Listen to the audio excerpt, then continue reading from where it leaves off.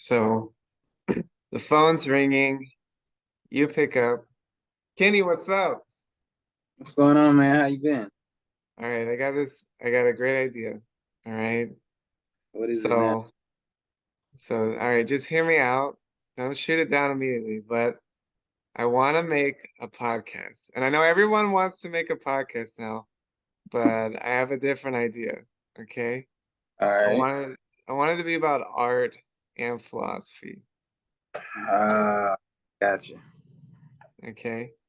Um, I wanted to be real. I want to be authentic. I want to be you and me talking, me and all my friends. And you told me the other day, I was asking you, what do you wish you could see more of from me? And you said you wanted to get in my mind in my studio practice, right? Which Yeah, I want you to express it more, make it a little clear. make it clear. So I think a podcast is a perfect place to build a platform for an audience to really connect with them, to get them to know you. Like Instagram, all this short form content, it's great for memes and everything, but there's no room for nuance. There's no room for discussion or building a genuine connection. It's all fast and about recency, and I'm pretty done with that. I want to do something that's real about the reality of being an artist. And I have so much to share. I've done 11 years of art education. I've studied in Italy, Germany, and New York.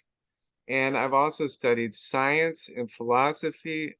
I'm ready to like share and I teach, and I want to bring people on the journey. And you're all Gotcha. about that too. You're a teacher too, right? Absolutely. You have your own, I'm assuming. Yeah. Nice. So kind of like the theme of it, kind of the essence of it, I'm going to call it the Artist-Errant podcast. Okay. And how'd you Um, get there? Artist-Errant. the Artist-Errant. The Artist-Errant is kind of like an ideal I strive for, right? For Okay. everything that someone tries to do well, right? The ultimate end of doing a thing well is like the good, Right. okay? The ultimate good, the thing that benefits you and everyone Right. else, Right. right? And so the steps to get to the good are virtues. You Mm. decide, if this belief or if this action leads you to the ultimate good, then that is a virtue, right? Yeah, it kind of reveals the principle you're standing on, I guess. Right. And if that thing does not lead to that end, if it doesn't work, then that is not a virtue, right? So my kind of ideal for myself is the artist errand. Okay. Okay. So that's my dream. That's where I started out as a teenager. But now I've been down the path and I know the reality. And sometimes the dream is much better than reality, right? So I try to dream as often as possible to keep myself moving because once you lose your dream, you're dead in the water. I got you. I got you. So the pursuit of the dream, right? That's the artist errand, pursuing a dream. And that dream becomes your virtues, becomes your ideal, becomes the seconds, the minutes, the hours, the days, the years of your life, and the memories you gave and what you built pursuing that dream is what matters to everyone else, right? The things you leave behind, how you impacted others, ultimately is what matters. We will all die, and I'm sure everyone we know will die, and everyone's ever existed will die. So, how can we do something important with this time? You know? And I'm sure, you know someone who died, and how quickly did people move on? Isn't that Yeah, frightening? no choice but to move on. What is the most we can do? What is I kind of think of it like planting a garden, taking pickings of all your favorite things and making something new and fruitful for everyone else. I think that's the best we can do. So you're making something a part of the world rather than making something within it. Yeah, I mean, as you know, currently a living artist, currently someone doing philosophy and someone living in the world, I decide what gets to live in me and what I continue, right? I make Hmm. those choices, what lives and dies, right? And so what we choose to be the ideal, what we choose to be the virtue is of utmost importance because we continue its life and we pass it on and keep it evolving, right? Absolutely. And so for me, what I'm currently arrived at is the artist errant. And so I choose to live my life doing studio art. Maybe that doesn't appear to be very useful or helpful to anyone, but I think it is because a studio practice allows you to dive deep into yourself, Hmm. to understand the world around you, Hmm. and it gives you freedom and you build who you are. You make yourself strong and then you go out into the world instead of being in the world weak, right? And being dependent. Yeah, it in other words, you build your own character than letting someone build your character for you. Right, but like in the airplane, they say you have to put on your oxygen mask first before you can help others. Yeah, I kind of think of it like that, You have to know who you are and what you believe in before you can go out and do any good. You have to have yeah, your ideal and your virtues. yeah. So you gotta know what you're working with. That's what I mean, like your character. You can't distinguish someone else's if you don't know how to distinguish your own. Right. Yeah, And if you don't have your own, then you take on someone else's and their beliefs. correct. You seek out a leader, right? Yeah, right. But I came up with the artist and actually when we were studying together in our BFAs. Um, so it's composed of two words. We have artist, which is someone who just produces a work of art. We'll leave it as simple as that, Hmm. something very general and useful. Um, but errant, errant's a little bit more confusing, and errant comes from an archetype in medieval literature, in particular chivalric romance. Um, this archetype is known as the knight errant, like a knight in shining armor. So I just removed the word knight and replaced it with artist. But this chivalric romance is a type of prose or verse narrative that was popular um, in the high medieval and early modern Europe. Uh, it typically describes adventures of a quest-seeking legendary knight who are portrayed as like having heroic qualities. And chivalric romances celebrate this idealized code of civilized behavior that combines loyalty, honor, courtly love, virtues, right? And the most popular knight errants come from Arthurian romances like Lancelot, Galahad, Gawain, the Knights of the Round Table, right? I'm sure you've heard of that. But over the centuries, this knight errant hasn't died. Um, it continues, and it's a reflection of the common people's belief back to them. So today, the common knight errants, maybe like our parents' generation was Clint Eastwood in the cowboy movie. This guy who strolls into town, supposedly does good, saves them, and then just wanders on to the next quest, right? Gotcha. For our generation, it's the superhero movies, Spider-Man, Superman, Captain America. All these people are knight errants. They just wander around doing good, right? Saving the people, okay? So that is how the knight errant has evolved. The problems with the knight errant archetype is they have what's known as chronic hero syndrome. They're not able to say that that shit is someone else's problem. Absolutely. Anytime something pops up, they must write it, correct? And while that's admirable, there's some negative side effects on the hero and those around him, such as the hero tends to wear themselves out in their attempts to help everyone and become like discouraged. And they blame themselves for that one time when someone died or they couldn't save the day, right?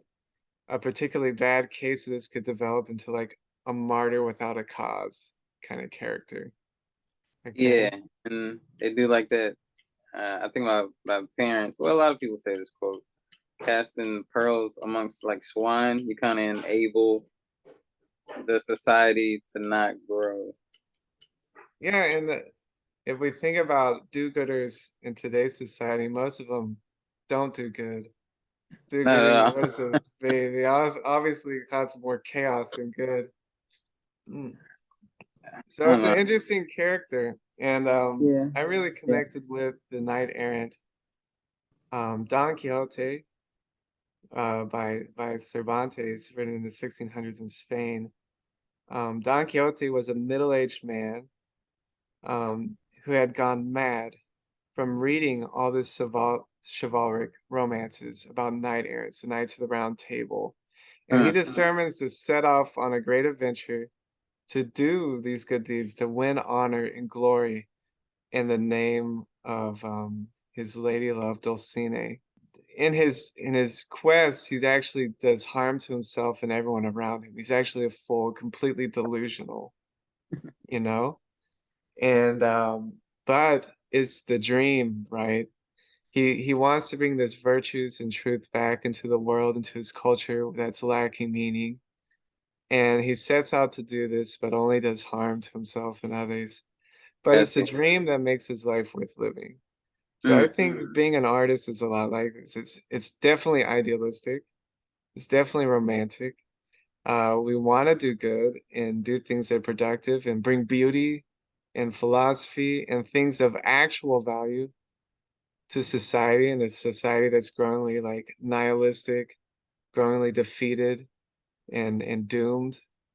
We don't know what to believe in anymore, right? And people want that. So this is just another vain attempt at at trying to do that. Whatever good we may do or harm we may cause, at least we tried, right? Because the dream is what makes it worth living. I got you. So what do you think?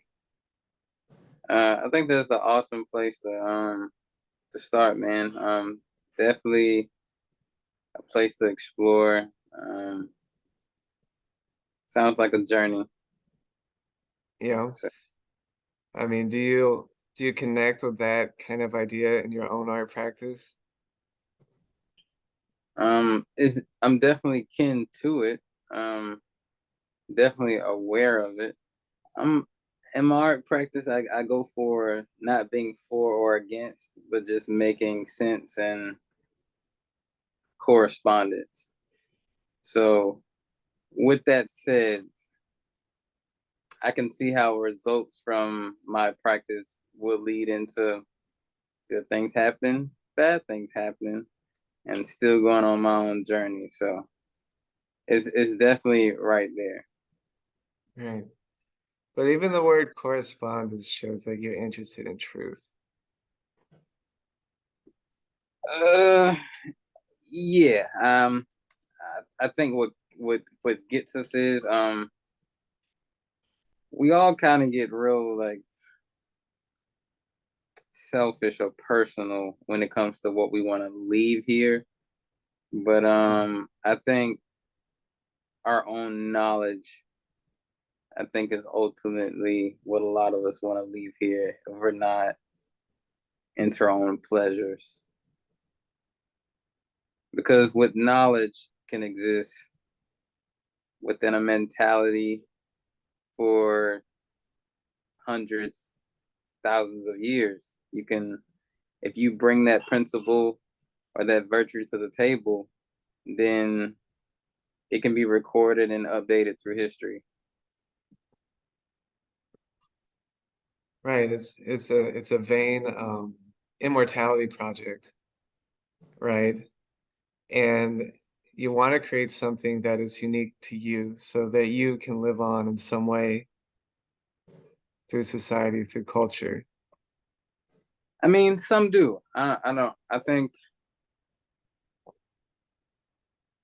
I'm on the thin line of completely like wanting that, but for the I want for the that.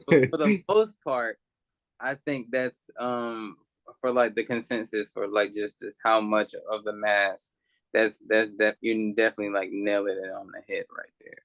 So Yeah. you know what I mean? There's, if I want to talk about it, you're gonna get into conquering and you're gonna get into building a world. And Okay. if you have anything of your own, you're gonna have to destroy something. And you're gonna Okay. have to commune with others.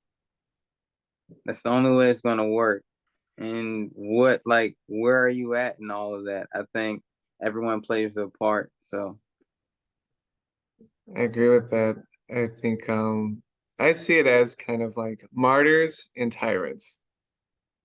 Both of them martyrs, have lasting impacts. So you have the martyrs like Socrates, who went around harassing everyone in Athens, getting them to think critically and showing ultimately annihilating all their beliefs, showing that their beliefs are nothing because they didn't actually think it too deeply about anything.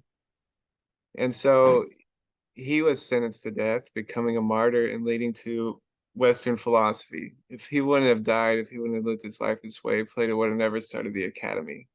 We have Jesus Christ, right? Who was destructive in many ways.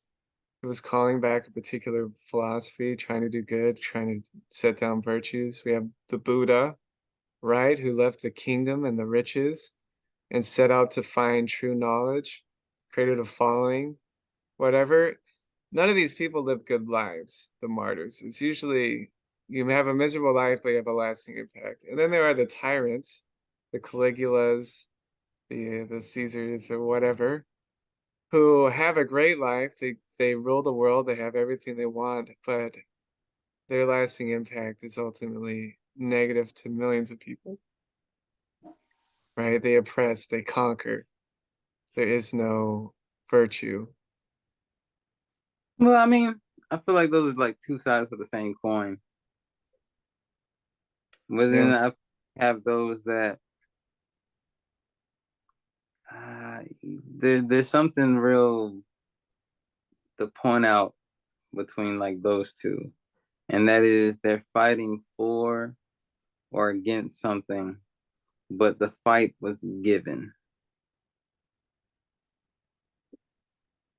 And I Maybe they're think fighting artists, for a personal vision that they mm, have, right? that's that's the thing.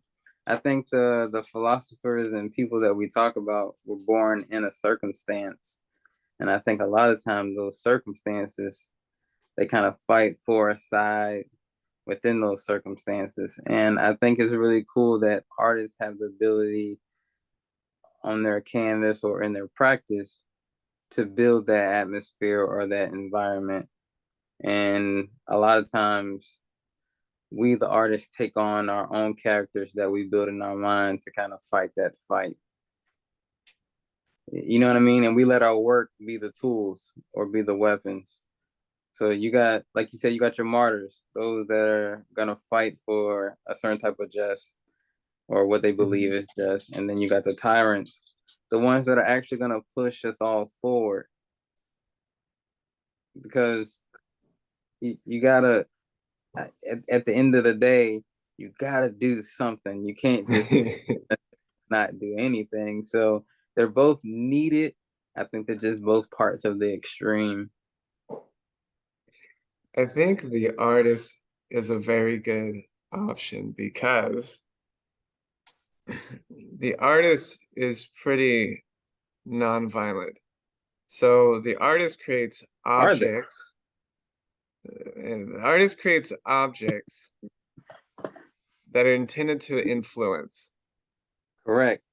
but you can aim to influence the people in power, the tyrants, right?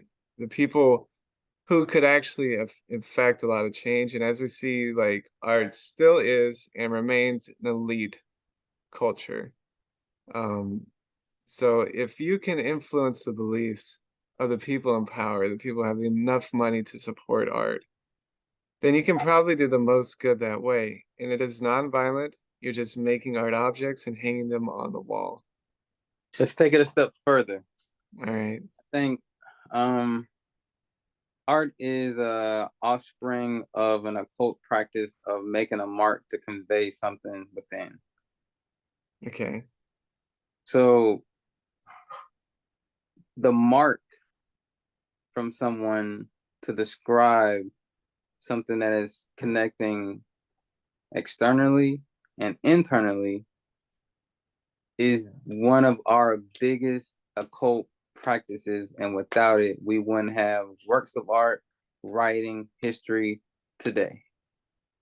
And for the Yeah. artist to still pursue that influence, like you said, is is huge, and what I believe is one of the most dangerous tools or weapons. And that I goes mean, beyond the little means of you can get into, okay, I'm gonna use an influence who has a lot of money, but I mean, because you're just jumping into a faction, either the business, the education, entertainment. You're jumping into either one of these factions, and you can kind of choose. But the artist can ultimately change these things. So even and an artist has to watch it because an artist can be employed to do these things. yeah, absolutely. I mean, ultimately, it's just communication, right? Um, it's just a different type of signs and symbols, but art has, I mean, yeah, art, propaganda, propaganda, we have a negative connotation of it, but propaganda is meant to influence, right? To persuade and influence people into a certain way of belief. And art has always been used as a form of propaganda, and it still is. But it depends on how you're trying to influence. If you're trying to get people to think critically and convey what you believe to be the truth is, then I think that is a virtuous thing. If you know that the things you're trying to convey are false and are trying to manipulate in a negative way that we commonly think of propaganda, then the art is not virtuous, right? What? Why not? Why not? Yeah, what? What? Like who determines that? Well, I mean, really, It's like, a virtue that people cling on to. At the end of the day, once you look to persuade, you're blurring the lines. well, It's your own desire that you're casting upon others. I mean, painting was used to spread racist thoughts about the Jews I mean, during yeah, World War but II. it was also used to explain how to correlate the seasons within a day. So it's like at the end of the day, it's, are you telling your truth or are you weaponizing your truth? Yeah, that's what I just said, right? As long as But it there, supports the truth and critical thought, then it is virtuous. And if it's meant to spread falsity and to manipulate, I right? believe if it's meant to spread anything and manipulate, it's it's on that same. We are walking principles and virtues. I just think a lot of us don't know what principles and virtues we are. We just That's we right. just we stand on the ones that are already working for us, and some of us will die never knowing that we were supposed to introduce the next principle or virtue.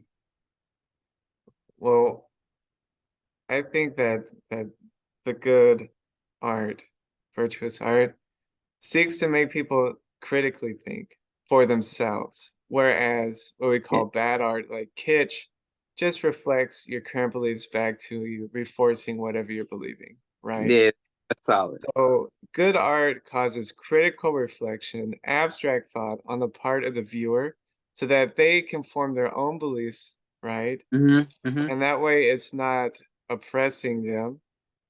Whereas kitsch just reflects back the echo chamber that we call today the echo chamber of thoughts. That is the negative, right? That is the propaganda. I get you. I think you get me when you say good and negative. That takes me through a whole whole nother thing.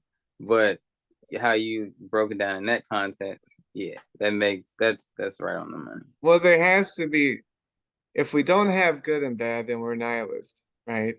No, So, not no. I think that's someone that they were stuck there and they needed a term, so they came up with nihilist. But I think you can go beyond that, where it's just like, hey, you have something, and when it starts to move, you can look at it from one perspective or the other. And if you want to label that, then we get back to names and titles, and that's what moves our civilization forward. But you have a person like yourself who's coming up with the artist errant, who can dispel nihilistic qualities. yeah. And I am a nihilist, and I'm trying not to be. I'm trying to have something to believe in because I'm dissatisfied with everything I've encountered. Oh, I that's need good. something new, right? Because the things of the past have to be constantly be reinvented to fit the new future because everything is fluid, everything is flowing and changing. What was true then is no longer true now. We need to constantly update and make relevant again. What is Mhm. the good? What is the virtuous, right? Oh, so I think that if okay, I hear what you're saying, but I think you're Hmm. in an infinite loop when you say it that way. And you're right. It Now is a it's loop. yeah, but what's not a loop is every day is different. Yeah. Every every day is the loop, but different is not the loop. So that different allows for discovery. And what can be discovered, it's already there, but unseen. So you're back to things coming from nothing. And we see that happen every day. And that's what we call new. And it's in the same existing space, but it's a space within a space because it was discovered. It's not like it wasn't there. It's just that Yeah. it's now It's being new to observed. us. Correct. So, with that being said, then you can believe in something new. You just have to know where to start. And where to start is very close to nothing rather than something. Well, I think nihilism is the best place to start. Really? I think all Yes. possibilities is. Well, that's also kind of nihilistic. Is it? Yeah. How? Because if you believe in everything, you don't believe in anything. All possibilities isn't everything. It's nothing until you make it possible. So you just said nothing. So they're both I, nothing. I didn't. Yeah, yeah, you nothing is a space, but you can believe in that space. Yeah, there's you know Descartes, you know him. Um, I Ooh. think therefore I am. You heard of Yeah, that guy? yeah, I have. So he did something really interesting. The people of his time were like, Descartes is a smart guy, right? He's really good at math. He showed us Mm-hmm. a lot of stuff. Hey Got you. Descartes, can you make a proof of God so that we can get rid of all these stupid atheists that are so annoying and like once for all in this struggle to prove God? Mm-hmm. So what Descartes does, Descartes is religious, okay? He says, all right, in order for me to find ground truth, and while I'm at proving God, I'll just make a solid foundation for science as well. I'm going to be skeptical of everything. And he gets to the point where he doesn't even believe his own experience. That how does he know that what he comes up with is a demon isn't taking over his mind and making him hallucinate his life? But he's already biased because he has certain correspondences for the words he used. I mean, ultimately, his work is biased because he ends up back with God. When I think the beginning part, he's just proved atheism and then just skipped back to his old beliefs. But But that's the thing. Like he's gonna end up where he started if he didn't start in a bigger space. well, I think if you actually get rid of all your beliefs and start from the ground with nothing, That's then that's that's a impossible. chance to build something. That's impossible. But Your it's belief yeah, keeps you it's in check. impossible. but Right. that's also a place where anything's possible, just like what You're, you're you're saying. living in it. Yeah. You're living in it. But All that right. what do you call that? It's not no, it's not nothing. I think people like fuck up the term of nothing. Like nothing is actually something. It's the absence of something. It's nothing.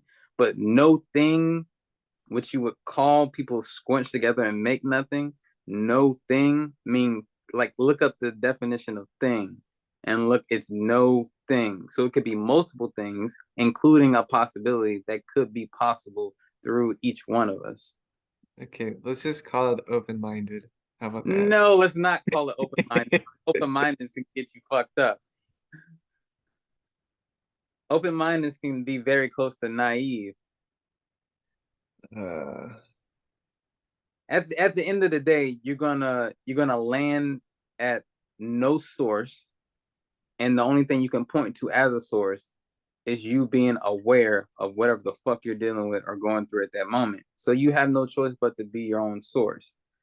But you can look out and see other sources. So what y'all bring together ends up being a principle, a virtue, or a morality. And if you okay, start, I if think you if hit you it. go into, yeah, if you go any further, then you get into building religions. Like you're gonna get into a bias. There's nothing wrong with that. Without these things, we wouldn't be where we are today. But like you said, they're gonna be overturned. They're gonna be rehashed. They're gonna be updated. But in that same instance, for someone to do that for the first time, it was new. So you can't get rid of that newness of discovery. And the first place you need to look for discovery is in self so you can be aware of it outside yourself.